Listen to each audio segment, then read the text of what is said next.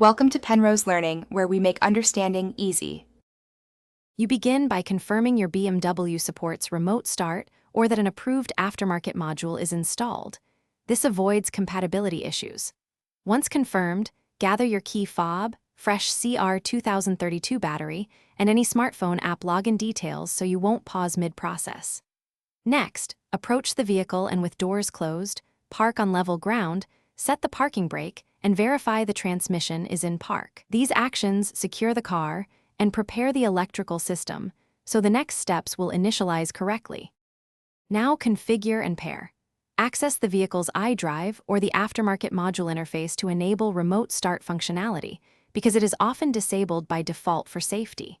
Once enabled, follow the specific key fob button sequence or the app's pairing workflow to register your fob. This step links authorization to the car. After pairing, perform a controlled test from about 10 to 30 meters to confirm the engine starts and stops reliably.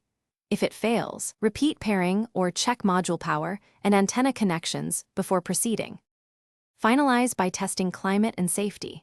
Remote Start should activate HVAC or defrost settings according to your pre-configured preferences, so make sure vents and timers respond as expected. Once satisfied, store a backup key and document any aftermarket installation changes that affect the immobilizer or warranty. If Remote Start doesn't function, first check the key fob battery and vehicle fuses, then inspect the module's power and antenna wiring. If problems persist, rerun diagnostics or consult a certified BMW technician to avoid disabling security systems.